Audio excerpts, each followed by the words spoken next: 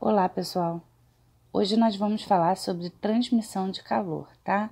É um capítulo assim mais teórico, que a gente fala sobre os processos de transmissão de calor, porque a gente já viu que o calor ele passa de um corpo para o outro e a gente vai ver como ocorre esses processos, tá ok? Então a gente vai utilizar o livro para não ficar escrevendo muita teoria, a gente vai marcar no livro as partes mais importantes. Bom, aí nós vimos, né, que o calor é a energia térmica em trânsito entre corpos e sistemas de diferentes temperaturas. Isso foi o que nós estudamos já em outro capítulo, mas você pode destacar aí no livro de vocês. Vimos também os efeitos que o calor pode provocar em um corpo. Ele pode provocar a variação da temperatura, ele pode mudar o estado físico, ele pode dilatar, né? Tudo isso nós já vimos. Mas, como eu disse a vocês, a gente não viu como é que ocorrem esses processos. Esses processos eles podem ocorrer de três formas: por condução, por convecção e por irradiação, tá? A transmissão, ela não vai se dar por um processo exclusivamente. Geralmente, há dois processos ocorrendo, mas o que mais vai interessar a gente é o processo que se destaca naquele efeito, naquela situação da transmissão de calor, tá bom? Mas pode sim ocorrer mais de um processo de transmissão de calor, tá ok?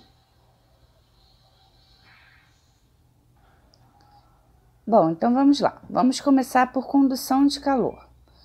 Bom, todo mundo já percebeu que se a gente pegar uma colher de metal e colocar na panela, por mais que a parte que fique fora da panela não esteja em contato com o que tem dentro da panela ou diretamente com o calor da chama, ainda assim a ponta dessa colher ela não vai se aquecer? E o porquê que isso ocorre? Aqui no livro de vocês ele faz experimento com uma vela, tá? Onde ele segura um pedaço de arame e onde só a pontinha do pedaço de arame está em contato com a chama da vela. E porque ainda assim o seu dedo ele vai ficar aquecido, apesar de estar bem distante da vela. Então é isso que nós vamos ver. Bom, o que acontece é o seguinte: o arame ele é constituído por partículas, né? Que estão em constante estado de agitação, por estar sendo aquecido. O que acontece? As partículas da extremidade do arame, em contato com a chama da vela, recebem energia térmica. E essa energia, essa agitação aumenta. E é como se ela fosse empurrando a partícula que está depois dela. Então, uma partícula está agitada, aí ela vai, agita a partícula que está do lado, que agita a partícula que está do outro lado, e agita a partícula que está do outro lado, até chegar à ponta do dedo. Por isso que toda essa agitação causa o quê? Um aumento de temperatura. Aí o livro ele fala o seguinte: as partículas da extremidade do arame em contato direto com a chama da vela recebem energia térmica e, consequentemente, seu estado de agitação aumenta, ou seja, sua temperatura se eleva. Como o fluxo de energia é constante, as partículas da extremidade do arame continuam a receber energia, aumenta seu estado de agitação e passa a colidir mais intensamente com as partículas vizinhas. Estas, por sua vez, também passam a se agitar mais intensamente, sofrendo um aumento de temperatura. O processo ele vai se repetindo e a energia da chama é transmitida ao longo do arame, transferindo-se de uma partícula para outra, resultando em um aumento de temperatura de todo o arame. Bom, aqui nessa parte ele pega e amplia, tá? O que está acontecendo. Ou seja, ele está mostrando que as moléculas elas estão empurrando quem está do lado, digamos assim, tá bom? Aí ele diz: a energia da chama é transmitida de uma partícula para outra ao longo do arame. No processo de transmissão do calor por condução, a energia térmica é transmitida diretamente de uma partícula, átomo, molécula ou íon para outra através do material que o constitui. Então, vamos destacar aqui, tá? Aqui é mais ou menos uma definição. Mais abaixo do livro, eu coloquei também uma definição bonitinha. Bom, a quantidade de calor transmitida por condução depende das ligações das partículas que formam o corpo. Alguns sólidos são formados por átomos que possuem elétrons livres em sua estrutura, ou seja, os elétrons cuja ligação com o núcleo do átomo é mais fraca. Esses elétrons eles podem transmitir mais facilmente a energia por meio das colisões, ou seja, que são os materiais condutores, né? Agora, os materiais que têm poucos elétrons livres, as partículas elas estão relativamente distantes uma das outras e conduzem mal o calor. E os materiais mal condutores de calor são chamados de isolantes, tá? Então, vamos destacar aqui o que são materiais isolantes. Por isso que quando se faz comida, né, geralmente a gente usa o quê? Uma colher de pau. Por quê? Porque ela é um material isolante, né? Não vai ficar aquecendo a tua mão ali no calor da chama. Mas se usar uma colher de metal, vai aquecer. Então, vamos lá. Os gases são formados por partículas relativamente distantes uma das outras e são, portanto, maus condutores de calor. Destaquem isso também, tá? O ar seco é melhor isolante térmico que o ar úmido, porque este último contém partículas de água, que conduz melhor o calor que os gases de ar seco. Então, destaquem aqui, porque vocês vão precisar saber disso para poder responder os exercícios. Além dos gases, também podemos citar como exemplos isolantes térmicos a madeira, o vidro, o isopor, os plásticos, o gelo e a lã, tá? E aqui no finalzinho eu coloquei uma definição. A condução térmica consiste numa transferência de energia de vibração entre as moléculas que constituem o sistema. Então, se ainda ficou aí alguma dúvida de como ela ocorre, acho que agora está bem mais claro, tá ok? Então, esse é o processo de condução de calor, tá ok? Vamos para o próximo. Então, vamos lá. Vamos falar agora sobre convecção de calor. Bom, convecção de calor é a propagação que ocorre nos fluidos, tá? Em virtude da diferença de densidade. Bom, quais são os fluidos, né? São os líquidos, os gases e os vapores, tá bom? Para entender esse processo, a gente vai analisar o que acontece no aquecimento da água, no fogão. Aí aqui embaixo tem a figura. Bom, eu destaquei aqui que aqui embaixo, né, essa porção aqui, como eu disse a vocês, pode ocorrer mais de um processo num determinado experimento. Então, aqui embaixo, né, essa parte aqui que está em contato com a chama, ocorre a condução, porque é o calor da chama no metal da panela. Então, é o metal da panela que vai fazer com que as moléculas de água se aqueçam. Se a gente for parar para pensar, quando a gente coloca uma água para ferver, aonde que começa a surgir as bolhas, né, para acusar que ela vai começar a ferver? É na parte inferior, porque ocorre o quê? Porções de água aqui embaixo estão sendo aquecidas, enquanto da superfície elas estão o quê? Ainda numa temperatura mais baixa. E essa porção daqui de baixo, ela vai o quê? Subir, tá? Dando espaço para o quê? Para a porção que está aqui em cima descer, tá ok? Aí aqui ele explica, né? O calor da chama é transmitido através do fundo da panela de um átomo de alumínio para o outro, pelo processo de condução. Inicialmente, a água do fundo da panela começa a se aquecer pelo processo de condução, recebendo a energia diretamente dos átomos de alumínio com os quais está em contato. A partir daí, a transmissão de calor por condução, embora ainda exista, é pouco eficiente, visto que nos líquidos as moléculas estão relativamente afastadas uma das outras. O que ocorre a seguir é que a água em contato com o fundo da panela, ao se aquecer, sofre uma dilatação térmica e, ao se expandir, torna-se menos densa que o restante da água no recipiente. Então, essa água aquecida sobe, cedendo lugar para porções mais frias de água, que estavam na parte superior do recipiente e agora descem para o fundo da panela. Viu? Foi exatamente aí o que eu falei. E ele acaba unindo, né, o que eu disse nesse experimento aqui com a definição que eu disse a vocês, que é a diferença de densidade faz com que essa troca de massa ela ocorra, né, essa troca de quantidade. Então, vocês podem destacar aí esse último parágrafo. Prontinho. Aí, vamos continuar. Enquanto a chama estiver acesa, porções mais quentes de água continuarão a subir e porções mais frias de água continuarão a descer. Essas correntes de água quente subindo e de água fria descendo, originadas pela diferença de densidade, são chamadas de correntes de convecção. Então, destaquem esse parágrafo aí também. E aqui ele mostra, ó, a água quente ela sobe, dando espaço para que a água fria ela desça. Então, vamos destacar esse parágrafo.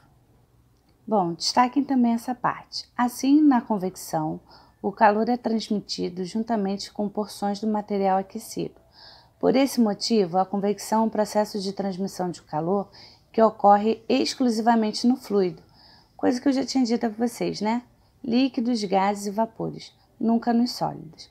De modo geral, podemos dizer que em um aquecimento por convecção é preciso aquecer a massa fluida das regiões inferiores, favorecendo assim a subida do material aquecido. Por outro lado, um resfriamento deve ser feito resfriando-se a massa fluida das regiões superiores, o que favorece a descida do material frio. Bom, aqui ele está falando, por exemplo, do ar-condicionado. Antigamente a gente tinha aquela concepção errada de se colocar o ar-condicionado na parte inferior da parede. Mas o que acontece? Como o ar quente sobe e o ar frio desce, como o ar já era instalado na parte de baixo, o que acontecia? Só resfriava a parte de baixo do ambiente. Por isso que passou-se a colocar o ar-condicionado na parte superior da parede, para que ele possa resfriar todo o ambiente com maior eficácia, porque dessa forma o ar frio vai descer e o ar quente ele vai subir, tendo uma melhor eficácia. Aí aqui ele ainda destaca, né? Nas geladeiras antigas, o congelador era sempre posicionado na parte de cima, para favorecer a descida do ar frio. As grades sobre as quais são colocados os alimentos permitem a livre circulação das correntes de convecção do ar no interior da geladeira. Então, isso ajudava a fazer com que o ar frio daquele congelador resfriasse toda a geladeira. E por isso que as grades são vazadas, porque se elas fossem contínuas, elas iam impedir que o material embaixo fosse resfriado, tá? Então, isso é o processo de convecção. Espero que vocês tenham entendido. Agora vamos falar sobre o último processo, que é o de irradiação de calor. Então, vamos lá.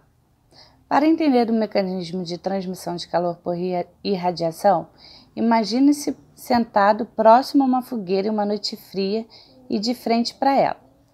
Naturalmente, você sentirá o calor da fogueira transmitido até você e perceberá que parte do seu corpo que está voltado para a fogueira se aquece mais do que o resto. Mas como esse calor chega até você? A quantidade de calor transmitida até você, por condução pelo ar, é desprezível, visto que o ar é um bom isolante térmico. Também é desprezível a quantidade de calor recebido por convecção, visto que o ar aquecido ele vai subir, ele não vai para a sua direção, né? Então, podemos afirmar que o calor da fogueira chegará até você por um processo diferente da condução e da convecção. Esse processo é denominado irradiação. Na irradiação, destaquem aí, a energia é transmitida por ondas eletromagnéticas, como as ondas de rádio, luz visível, raios ultravioletas, entre outros. Quando essas ondas são raios infravermelhos, também chamadas de ondas de calor ou calor radiante, falamos em irradiação térmica.